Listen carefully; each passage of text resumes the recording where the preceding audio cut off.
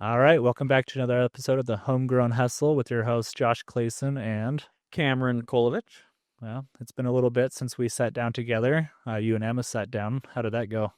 It was good. It went smooth. It felt like just two friends talking, and we had a good time, just hashing out stuff about real estate. It was good. When a plan comes together. Yes, it was very, very good. All right, so what's been going on with you? With me, not a lot. I've been trying to figure out my personal issues. I was recently diagnosed with bipolar 1 disorder. So if I just come at you here in a minute, you'll know why. It's actually a little weird that you haven't been, so I'm glad you brought that up. What? That I haven't Yeah. been diagnosed?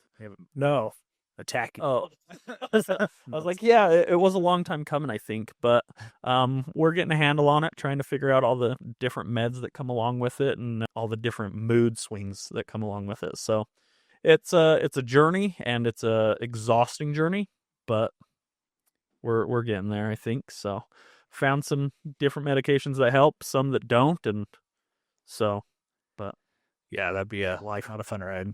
no, it's horrible. It's not great at all. So what about with you? Not a ton. I finished 75 hard Nice. and graduated that, and it was kind of nice, but I kind of miss it too. I do plan on picking that up here shortly. You and I have talked about that I want to. It's just I'm still trying to get in the right mindset, and I understand 75 hard is like the mindset, Yeah. like that will teach me to do the mindset. But yeah, I wanted to kind of get some of my meds dialed in before I take on a new adventure and whatnot. But Yeah. did you have you thought about like just doing it again or continue on with the 75 Phase 1. what's it called? Live Hard, the Live Hard program. Because they have phase 1 too, where it's all the same things, but it's more business planning, take cold showers. And yeah, that's fine. Yeah. But my app tells me every time I log in, it's like, hey, you ready for phase 1? I'm like, no. No, I'm not. I don't know. I liked it. I'm still very active. The 2 workouts, like my body, morning and night, I just have to do something. So like tons of steps working out. That's all continued on. It's the reading I haven't been doing. And not just still audiobooks, but the physical reading I have not been good about. And there's something about the physical reading that just feels good. It sucks, but it's but like when you're done, with those 10 pages or the 10 minutes or 15 minutes, whatever you set your goal to, Yeah. it just feels nice. I feel accomplished. Yeah, accomplished. And I mean, they're self-help motivation, like good books. And so they were good. Yeah, I'm just bad at reading. To make the time for that was my hardest thing. sure. That's ultimately what caused me to fail last time is I got so involved in the book that I was reading that I forgot to take my picture before I jumped into bed. And I thought about it multiple times while I was reading that I needed to go take that picture, but I was like, no, if I stop reading, then I might not come back to reading. And yeah, here we are. So Yeah, it was a good program. If anybody's looking for something, I'd recommend it. I'll probably do it yearly, but I'm trying to keep a lot of the same habits. cool. What habits did you form and gain that you found have been super beneficial? Structure, planning things out ahead of time, because it's not fun doing a workout at 7 p.m. and then another at 11 p.m. Yeah, to knock them out. Drinking a lot of water still, good. and I don't pee as much, so Yeah, that's good. Your body's kind of adapted to it. But you did start drinking like Monsters and Rock Stars and stuff again? well, I mean, I did go down and hike, and I gained 10 pounds It's insane. within a week. It couldn't have been just the food you ate. No, I was doing a lot of, because I was burning calories. It was the retention, sodium, all this, because I was eating poorly too. Right. And so I've shed it off pretty quick, but like there was a shock factor. I go, well, just lost all my. The fact that you stayed away from like those energy drinks and the worst foods for that entire 75 days is a huge accomplishment.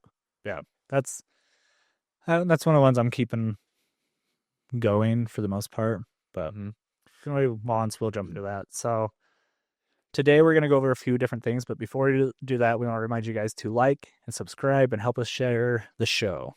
Share the show. Yeah. As Andrew Frizzell would say, don't be a hoe. Don't be a hoe, share the show. Love that.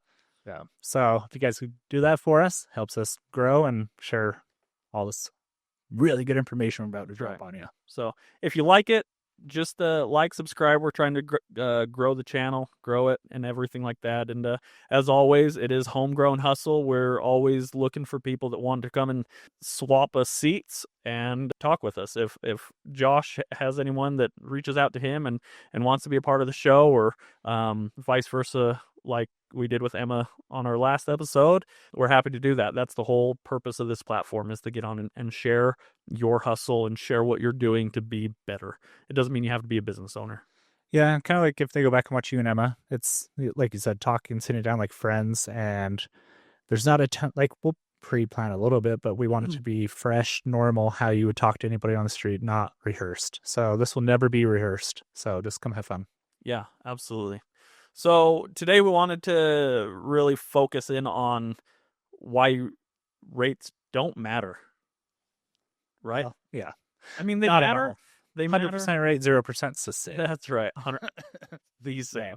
No, why it shouldn't matter as much when you're like shopping for your house. Obviously, the rate is a big deal, but It does. get hyper focused on it.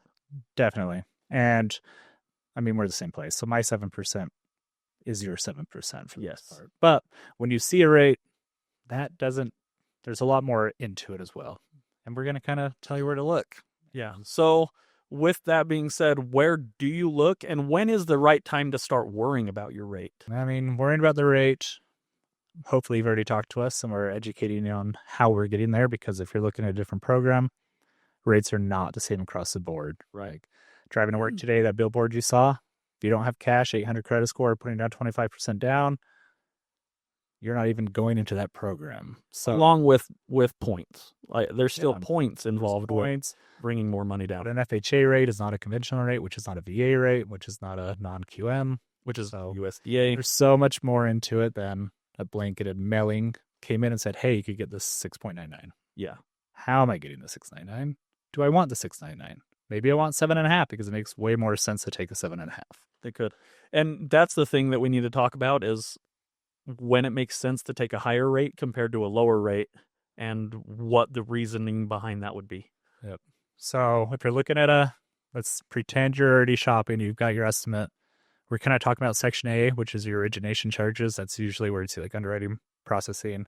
That's the lender fees. That's kind of where you're shopping me against somebody else, or where you're going to see the biggest difference, because if you're paying property tax, I could put $0, but you're going to pay that somewhere. Yeah, that's what a lot of these sketchy loan officers will put a 0 there. They'll put 0 on homeowners insurance. All those were going to be the same across the board. Like, we don't pick that. You pick your insurance, county, city picks your property tax. So look at it, but we're all going to match. Right. Look at that top left section, but do you want to share a little bit about the math? If you're going to buy down, what is something that me and you would go over with the person about? Will it make sense? Yeah, so you'll hear a lot of times, you'll hear loan officers talking about the points and being able to purchase your points. And the math behind that is it does shift every single day, because it's just like the stock market. The interest rates for a home loan are very similar to watching the Dow Jones or the S&P 500. They just fluctuate every single day. So it's important to understand that the points that you pay today could be different than the points that you pay tomorrow, but also understanding that in order to get a 7%, you might not pay any points. And in order to get a 6%, you may pay 2 points. And that 2 points could be $8,000. That 2 points could be $10,000, depending on the day that you try to lock it in. Exactly. And so kind of mean you do every time is, let's say I'm going to save $100 on my payment, but it's going to cost me $4,000. That's 40 months to pay yourself back. Mm-hmm. You're going to take out the additional fee and divide it by your monthly savings. That's your repayment or your return on investment. Recoup. Yeah. So right now in this market, do you think I'm keeping my loan for 40 plus months? Personally, I don't think so. We're seeing most people refinancing anywhere from 8 months after they've got their loan to 15 months after their loan. Okay. So if you go and pay that $4,000 for that buy down and your recoupment period is 40 months, you've just wasted money. Yeah, you're not going to pay yourself back over time. Now, if that was like you divide it and it says 12, that's a 1 year repayment. I'm taking that deal. Mm-hmm. Taking a 12-month. but still, I'm probably not paying fees today. I'd rather Right. take the free rate because I Absolutely. know I'm going to refinance. Why even flirt? I'd even consider taking a rate that offers a lender credit at this point to help make save sure some that you don't have cash. to It's bring money to the table. we all hate and love that. Marry the house, date the rate. Yeah. But It's a true saying. you're not going to keep the 7% forever. Yeah. If you did some, either rates just never got better, now your rate looks fine. That's And right. so the hardest part trying to explain to somebody because you want to go to your neighbor and say, I beat your rate by 0.01. Everybody, we're human. We Cool, can man. Good job. Like, even when I was due rates at 2.99 or 3, that was the thing. They said, well, my brother's got 3. I'm like, okay. I didn't do the brother's loan. I don't know the fees he paid. right. Was it the free? Some people got that for free. Some didn't. I did have somebody pay points in that climate because they wanted to beat their brother's rate. Yeah. That was their sole intention, is just to rub it in the brother's face. And that's not the reason to do it. No, that's definitely not the reason to do it. But at the same time, you can kind of look at it hindsight and be like, well, they bought a rate down to 2.5%, and they're never going to see that again. So ultimately, they're going to see the benefit of buying their rate down to 2.5%. Yeah. And then, so, But that's not the case today. no, that's, You can't do that. no. And I know we don't know what tomorrow holds, but based off the averages, like we're a higher rate market right now. Mm-hmm. Homes are still selling. Oh yeah. People are still buying. Yeah. People are still selling. The market is still moving. Here at U Mortgage, we've still been having record months of home ownership. Yeah, and people are refinancing, like you said. Mm-hmm. It's 1 out of Day 3. long. 1 out of 3 is a refinance right now in the nationwide. Like, Yeah. that's insane. Which, when you think about it, with our higher rates, you wouldn't think that would be the case, but people are understanding that they can refinance and pull money out of their house and actually save money every single month. Yeah, that's right now. It's debt. It's people see a brand new car and they just run and grab it. And they just like, how often do you go buy a car and you're so hyper focused on the rate? Never. Yeah. All I'm worried about is Why is it just home? I mean, the home loan's a lot bigger. You should understand what's happening, but it's not the sole focus with the car. I legitimately just went and got a new truck like last week. Yeah. And wait, what'd you get? it's a F350 Power Stroke. It's parked in the parking lot. You can go look at it after we're done. But I got to the signing table and was ready to close on that loan, and I knew nothing about my loan terms. I was just like, how long is this for? What's my interest rate? All I cared about You're up to supposed that, to be a loan officer. but all I cared about up to that was my payment, because that And the car. what was important. You loved and my the truck. vehicle was important. And you wanted to get it before I wanted to somebody get else bought it. It didn't matter what my interest rate was going to be, because I know in the future, if rates come lower, I can refinance it, and it's not going to be a big deal. Okay, so flip that to house right now. Pretend you were going to go buy a house. What is your number one goal you're looking at? I want to make sure I like the house. It's got a good master closet, That's what and it's got a good master bathroom, because the house I live in right now, both suck. I was going for love, but I'll take like. You liked the house. Okay, I love Jamie loved it. You liked it. So for me, I'm looking at the master bathroom, and I'm looking at the master closet, because right now the way that I'm living is not ideal with my master closet, because my wife has too many clothes and our bathroom is tiny. I pictured you living in the closet, like, Well, if it's big, also a small space. no windows, dark. So you love the house. That's how people need to shop for a house. Absolutely. Is like, yes, and then payment. Understand, you still Talk need to us. Well, no, right. We will set the expectation ahead of time. Now go find the house. Trust me, there's $1 million houses out there that I love, but I know I can't afford those houses. Same line. Getting off topic a little, because that's just what we do. Perfect. Okay, so now you're shopping. We've talked a little about payment. You find a house you love. You got to close in 2 weeks. I got to close in 2 weeks. You got to close in 2 weeks. I'm calling Josh, or I'm calling me. Yeah, a broker is going to be able to get that done. As that's kind of where the rate comes in again, is we can shop all over. Some lenders are faster than others. So if we chase a rate that's 1/8 better, you might not close on time. And it's really like a $30 difference on your payment. So let's close it on time. Make sure you don't lose your earnest money. And so that's where I'm like, the rate is important, but there's a whole other thing happening right now where we'll guide you through it. Yeah, absolutely. I'm a big proponent on what we're talking about right now, because it's one of those things that just grinds my gears when people are like, well, I can get a 6.25 and you're only offering a 6.375. I'm like, that's not a difference. No. Like, I understand what you're saying and it's lower. And you know what? I'll just offer that 6.25 to make sure that we get you what you're wanting, but realize that interest rate's not as important as you think it is. No, and we can show it to you. Like we'll show comparisons. Like here's Yeah. 625, and then oftentimes we'll show the math what the difference will be. Like, oh no, I'll take the 6.5. Yeah. I don't want to bring more cash. But like, yeah, I know. My biggest goal when helping someone buy a house is to keep as much money in their pocket as possible. No.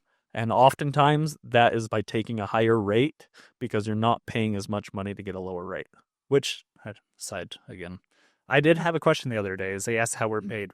We don't make a different amount off your rate. No. So we really honestly are trying to break it down to what makes the most sense for you. So keeping cash, Mm-hmm. closing faster. Do you like maybe they have to buy down the rate to qualify? So like we're just guiding through, but you guys make the payment. Like we want to make sure you're comfortable with it, but we'll help guide what it actually means.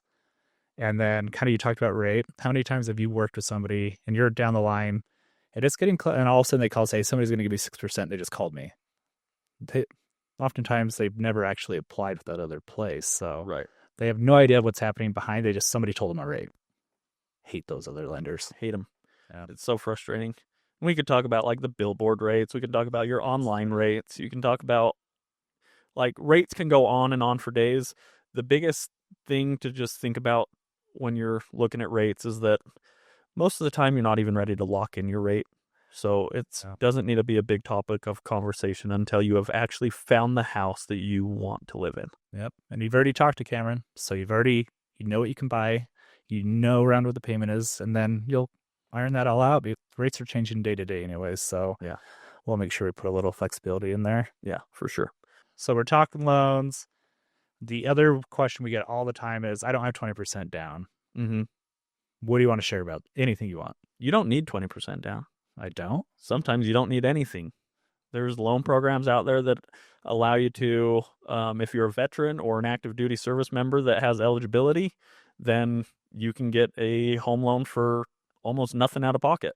Okay. If you live in an area where you can qualify for a USDA loan, you can also almost get into a house with almost nothing out of pocket.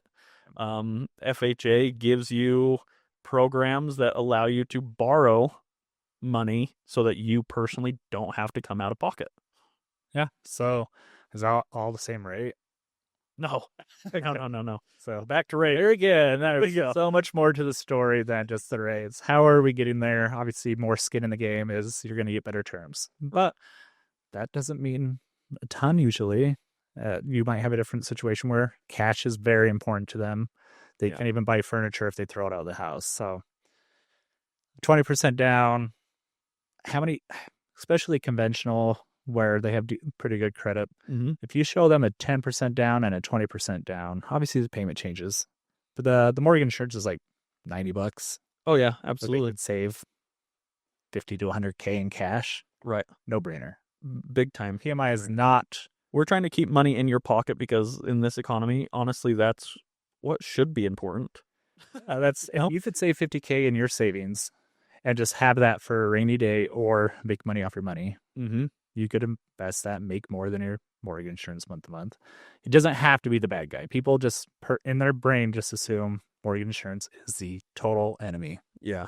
Which, I mean, don't get me wrong, it's not fun to pay, but it's really not that big of a hit. But if you see it side by side, which sometimes you might call one officer and talk to them and just say, I want 20% down, and there's runs it done. Yeah. Those never even showed you the other side to right. That's where we'll do it. Yep. So that's one thing that kind of is a myth. I mean, nobody wants to pay insurance of any kind, but you might want to see the breakdown from now on. Right. I have a sister that's kind of one of her biggest pain points is that she's paying PMI still.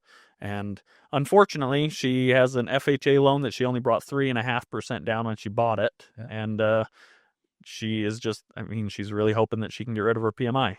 How do you get rid of PMI? So if you only brought the 3.5% down on FHA, she's going to be looking at a refinance. I've got a borrower too asking, saying, hey, my neighbor, here we go again, just dropped mortgage insurance by doing an appraisal.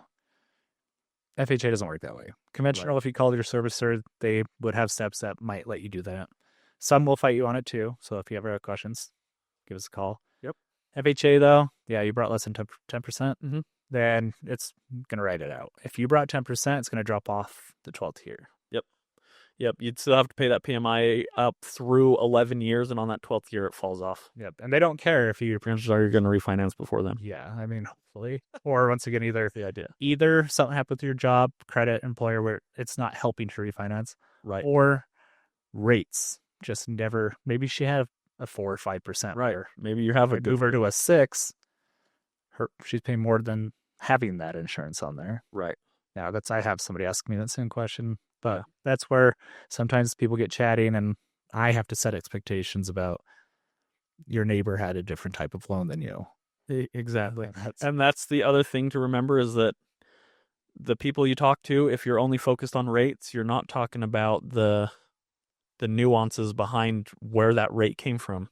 Yep. Like that loan program that your neighbor had is not the same that you're going to have. And it's so different. We've talked about this before on an episode where my rate is going to be different than Josh's, and Josh's is going to be different than our editor's Bailey.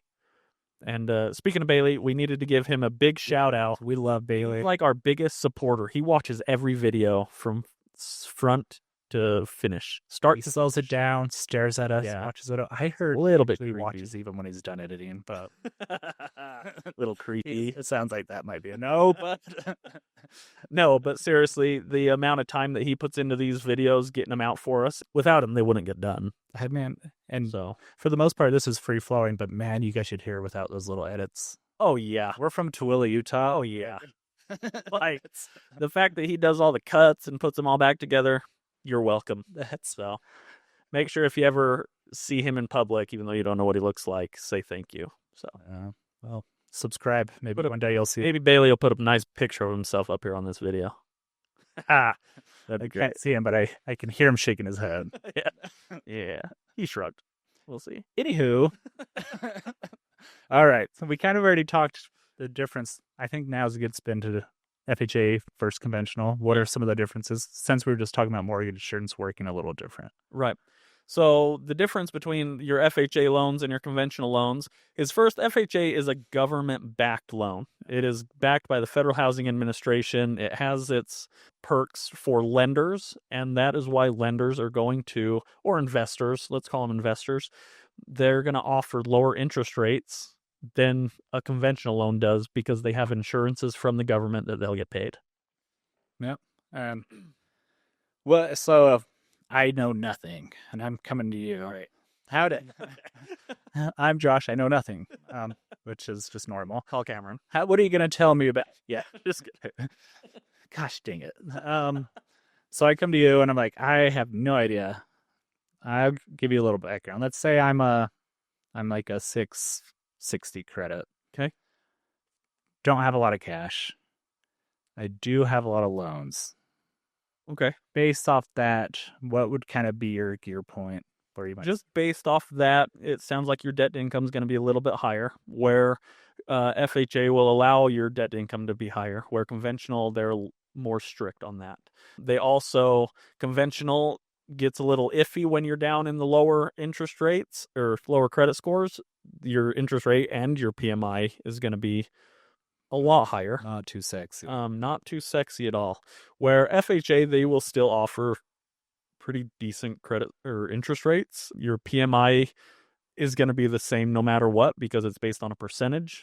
So that's one thing to really consider, that if you're in that type of position, that's your scenario, probably start looking at an FHA loan. I agree. That's to me, and like obviously I gave you my scenario of what we were using, and that's where I'd be looking to is conventional. Let's say a conventional did approve me. The terms aren't going to be super pretty. Right. And maybe I'm a first-time buyer that needs a little bit more assistance. Typically, those are lined up with an FHA program. There is some with conventional, but that's more favorable terms, though. If you're at that 660 credit score, is definitely going to be in the FHA range. Yeah, I agree. And kind of what I tell people is FHA is really geared to helping you get a house. It doesn't have to just be the first house, but it wants you to get your house, and it needs to be primary. Yep. They're not in the business to give me multiple homes. Yeah. FHA is not in the business to make people rich. No. Rentals. And people will try to kind of play that game, and that's a whole nother episode we'll do with all that fun stuff. But it's really geared to help me get a house. For sure. With decent terms.